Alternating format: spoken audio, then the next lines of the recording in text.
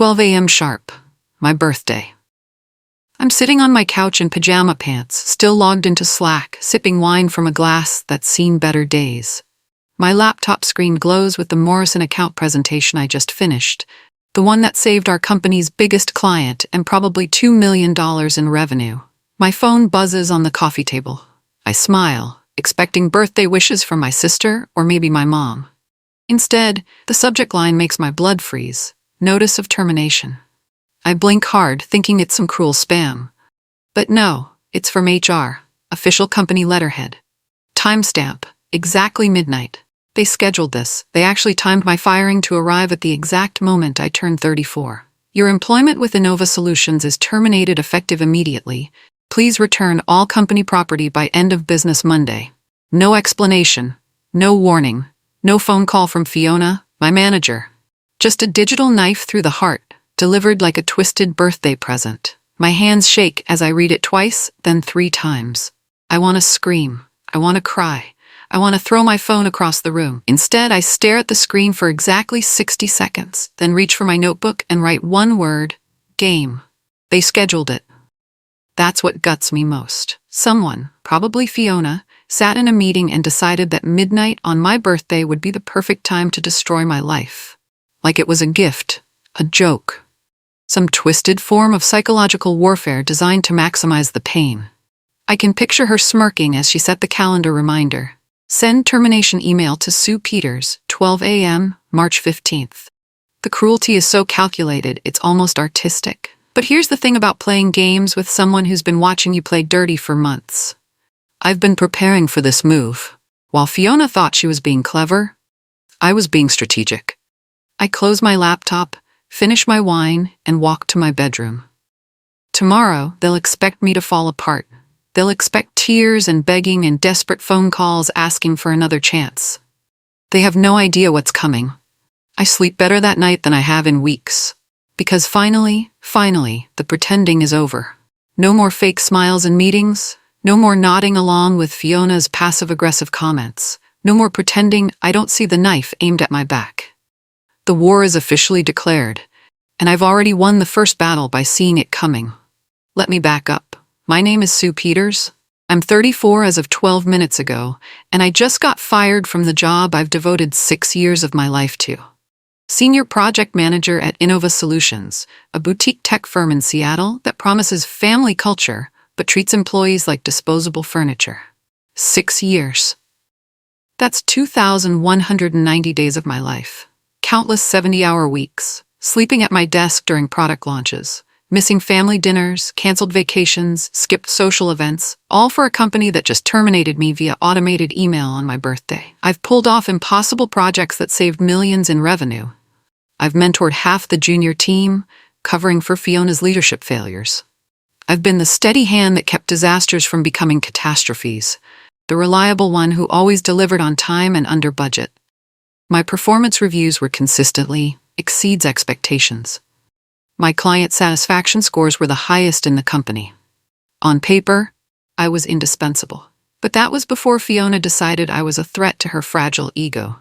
Before she launched her campaign to push me out and replace me with someone younger, cheaper, and more grateful for scraps. The thing is, I saw it all coming. Every calculated move, every subtle sabotage, and I've been preparing my own surprises. 2 months ago, everything shifted. The change was subtle at first. Meetings I used to lead suddenly happened without me. "Oh, sorry, Sue. I forgot to include you in the calendar invite," Fiona would say with that fake apologetic smile.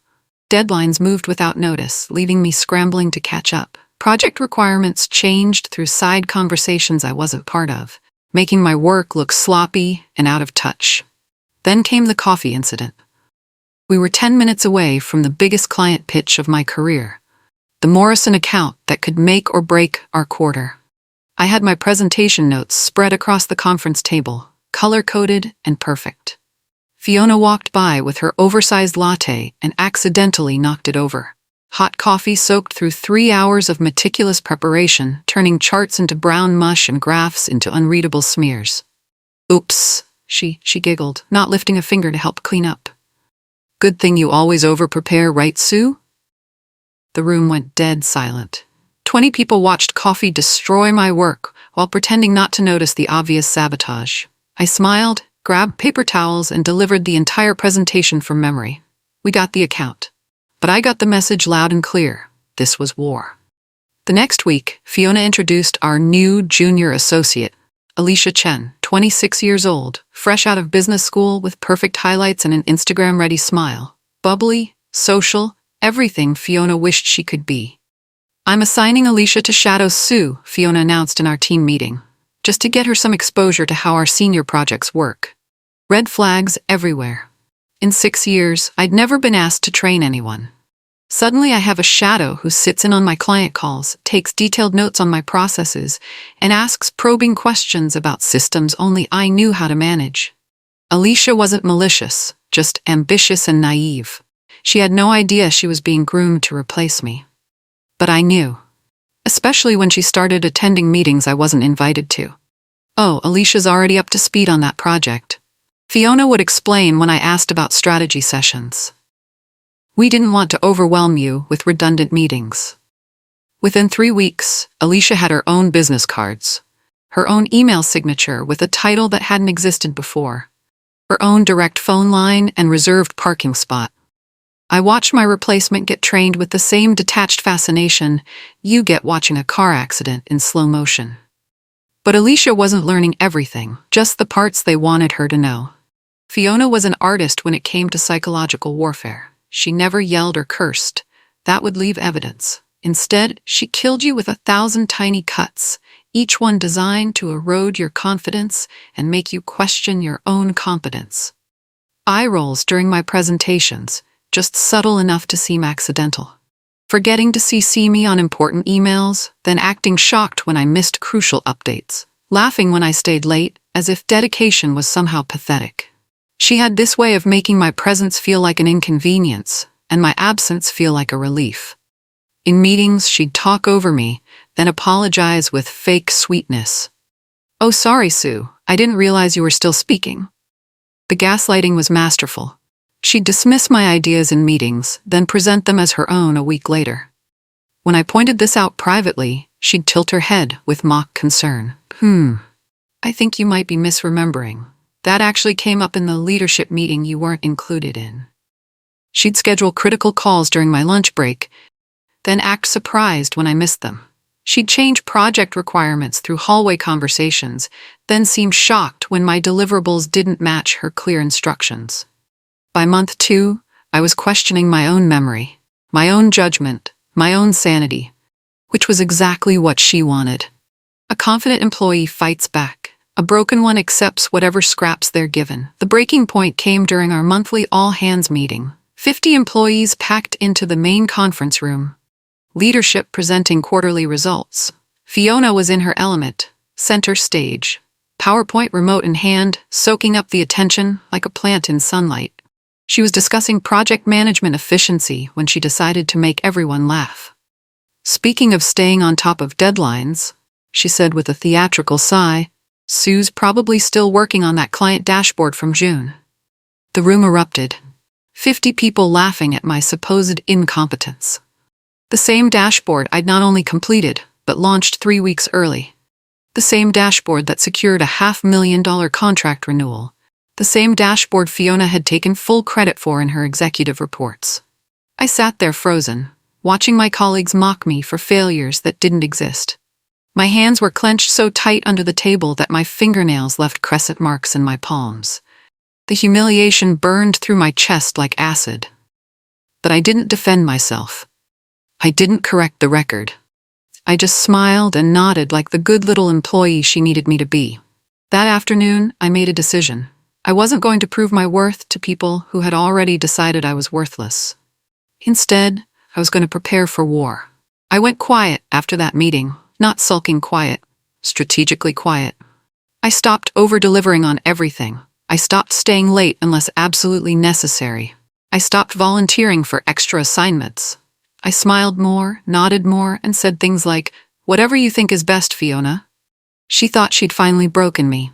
I could see the satisfaction in her eyes during team meetings. The difficult employee had learned her place. The threat had been neutralized. But while Fiona was celebrating her psychological victory, I was studying the battlefield. 6 years at Innova had given me something invaluable: institutional knowledge. I knew every system flaw, every licensing gap, every process that looked automated but required daily manual intervention. I knew which clients had verbal agreements that weren't properly documented. I knew which servers had custom configurations that existed only in my head. I knew which critical processes would collapse without the specific knowledge I'd accumulated over years of problem solving.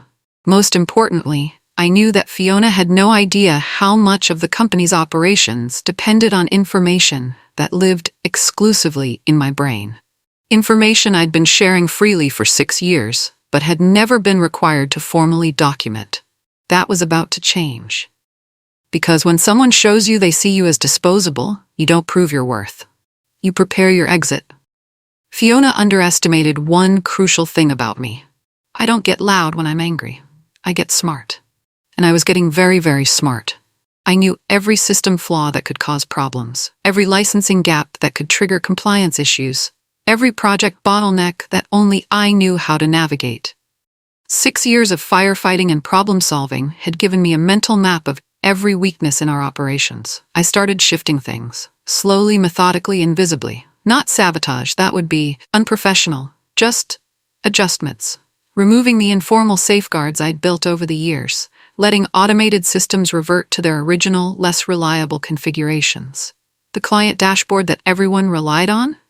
I quietly removed the custom error handling code that prevented crashes. The server monitoring system? I stopped manually updating the configuration file that kept it running smoothly. The backup protocols that saved us from data loss? I let them default back to the minimal settings from 3 years ago. Everything still worked perfectly. For now. But the safety nets I'd installed through years of experience were disappearing one by one. When problems inevitably arose, they'd need someone who understood these systems intimately. Someone who wouldn't be there anymore. Fiona never noticed. She was too busy playing office politics and grooming my replacement to pay attention to the technical details that kept everything running. I stopped documenting everything.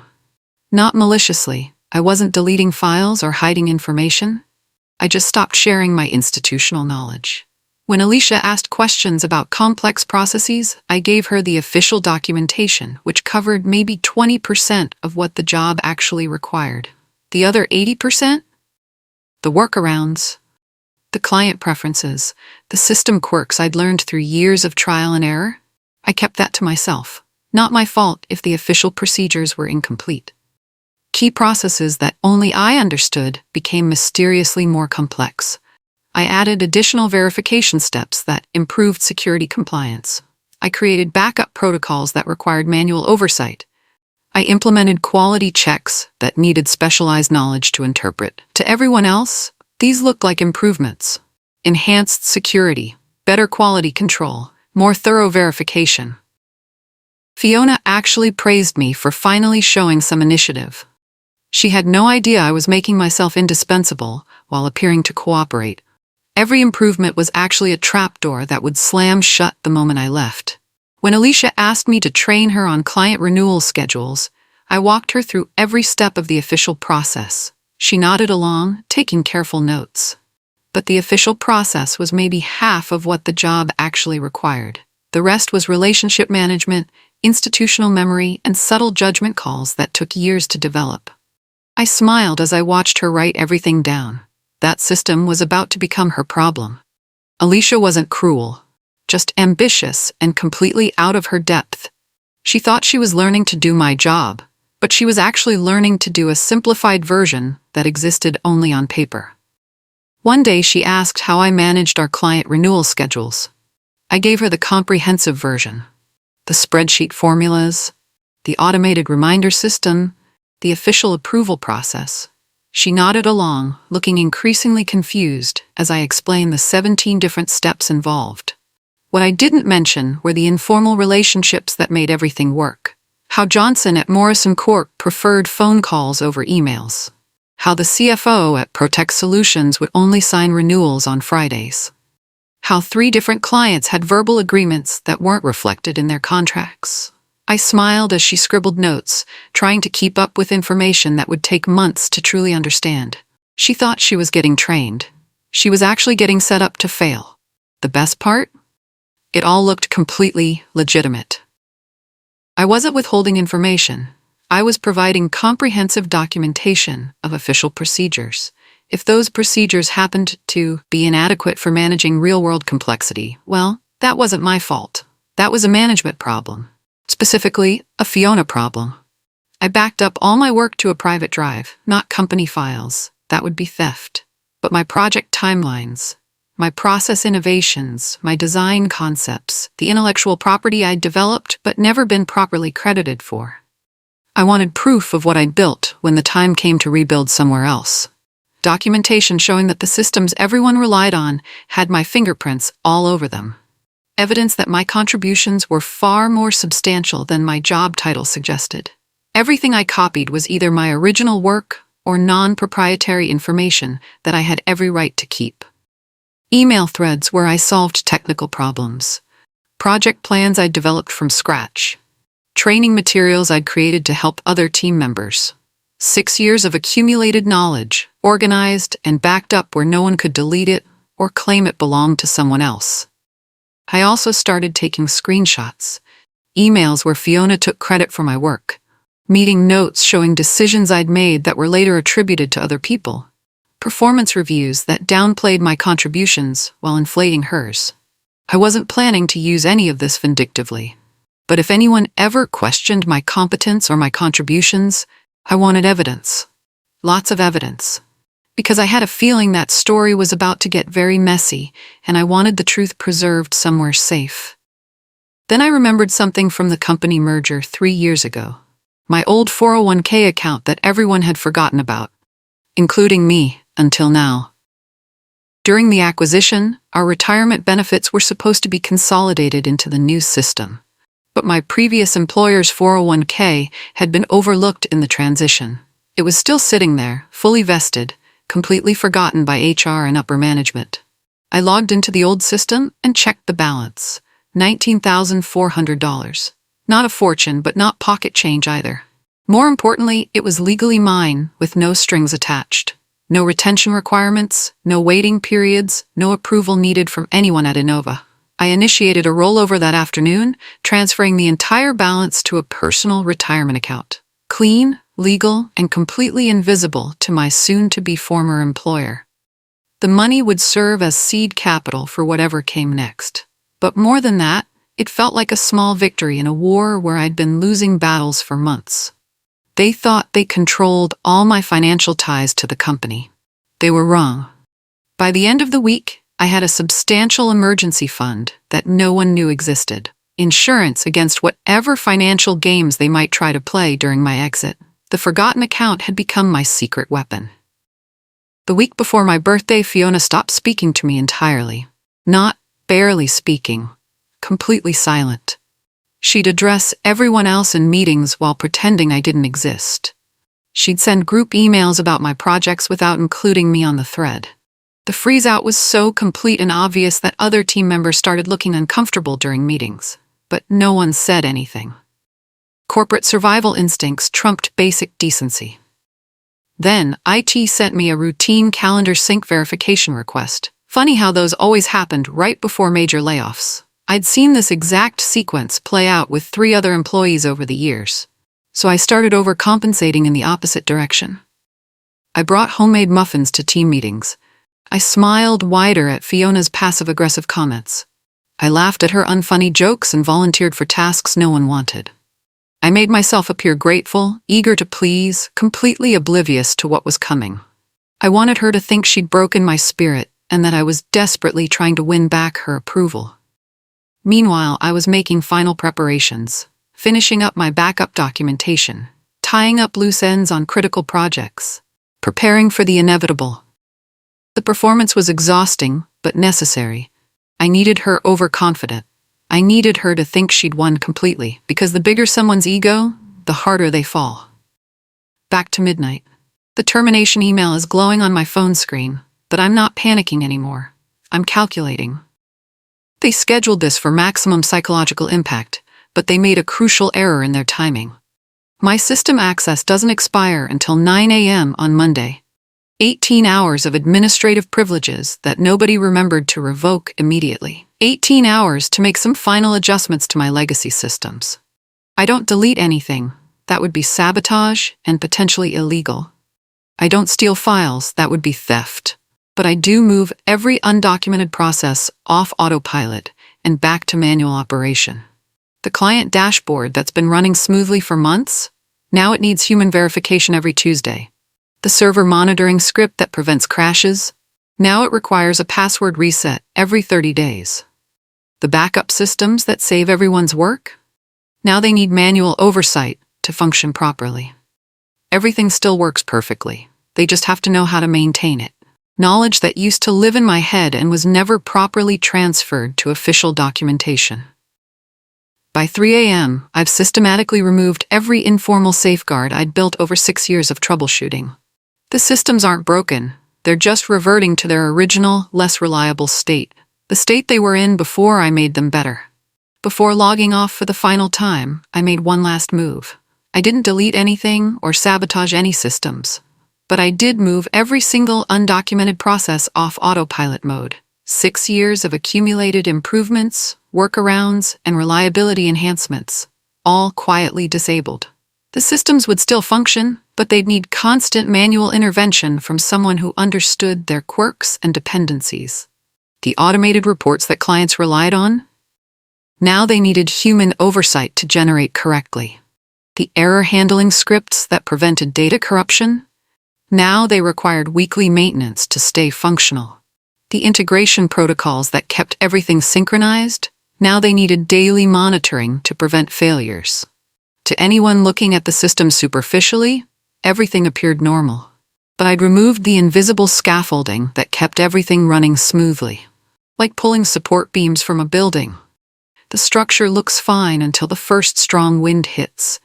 They'd have to rebuild everything manually, from scratch, without the institutional knowledge that took me years to accumulate.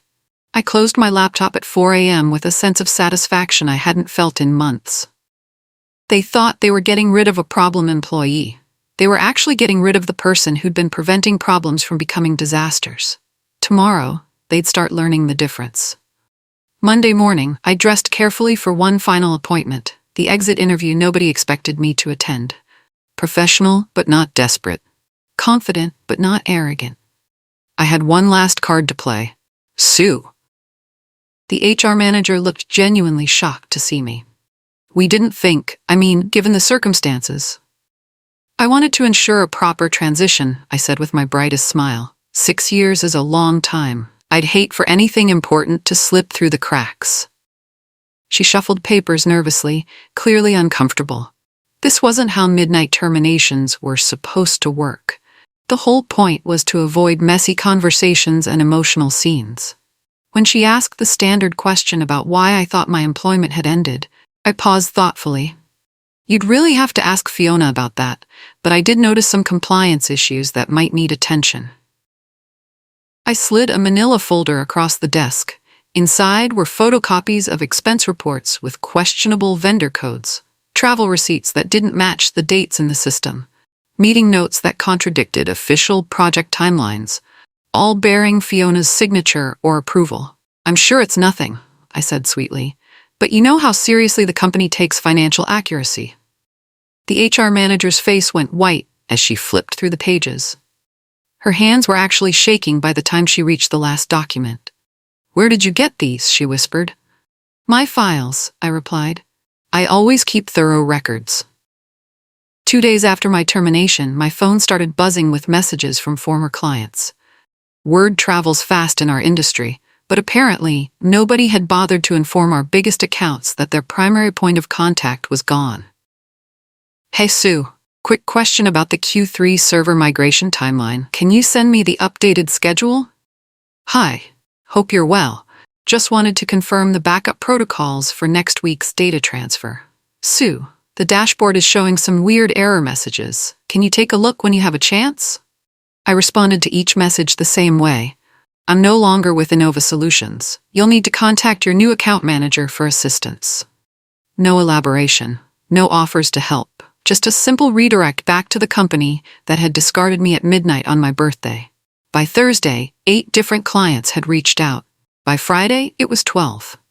Word was spreading that something had changed, but the official communication from Innova was non-existent.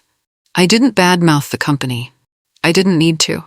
I just let the silence speak for itself. Meanwhile, I watched from the outside as the first cracks began to show. A server migration failed because nobody knew about the custom configuration requirements. A client presentation was delayed because the dashboard crashed during a demo. Small problems, individually, but they were adding up fast. The first public crack in Fiona's facade appeared on LinkedIn. A client posted about a disappointing service disruption during a critical project launch, mentioning delayed responses and technical difficulties they'd never experienced before. Someone in the comments asked what happened to that project manager who used to be so responsive. Another person mentioned my name specifically, thanking me for excellent work on a previous project. I screenshot the exchange but didn't engage. I was building a portfolio of evidence, not participating in public drama. Let the market draw its own conclusions about the correlation between my departure and their service quality decline. The rumors started spreading through industry channels. Innova was having transition difficulties. Key personnel changes were affecting client relationships. Projects were running behind schedule. Fiona tried to control the narrative with some damage control posts about exciting new team developments and fresh perspectives driving innovation. But the comment sections told a different story. Former colleagues started reaching out privately, asking what had really happened. I kept my responses professional and vague. Just time for a change, I'd say. I'm sure they'll find their footing. But the questions kept coming, and each conversation planted seeds of doubt about the official story of my departure. Then it happened. One of my compliance concerns triggered a full internal audit. Apparently, someone in accounting noticed irregularities in expense codes that matched the examples I'd provided during my exit interview. The investigation uncovered a pattern of questionable financial practices. Travel expenses that didn't align with actual business trips, vendor payments that couldn't be properly verified, meeting costs that seemed inflated compared to actual attendance, all traced back to reports filed and approved by Fiona. When confronted, she tried to blame an intern for data entry errors.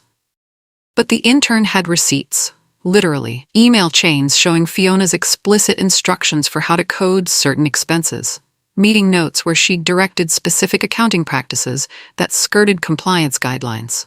A former colleague texted me the news. "Holy shit, Sue. Fiona's been suspended pending investigation. The whole department is in chaos. What did you do?" I texted back, "Nothing at all. Just cleaned out my desk thoroughly." But we both knew the truth.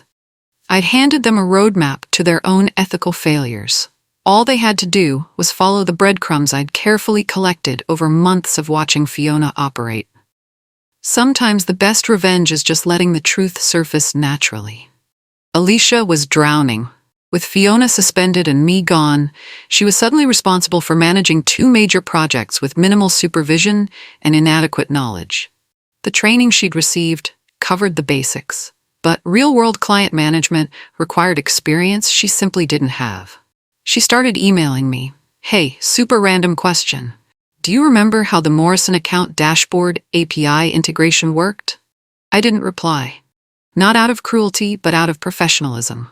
I wasn't their employee anymore, and providing free consulting to fix problems they'd created wasn't my responsibility. 2 weeks later, both projects were significantly delayed. Clients were asking pointed questions about timeline changes and communication breakdowns. The seamless operation they'd come to expect was replaced by confusion and constant firefighting. Alicia sent another email, more desperate this time. "I know things ended weirdly, but I'm really struggling with the client renewal process. The documentation doesn't match what actually happens. Could you maybe give me a quick call?" I felt a twinge of sympathy for her. She'd been set up to fail by people who had used her as a weapon against me. But I also knew that helping her would only enable the system that had discarded me.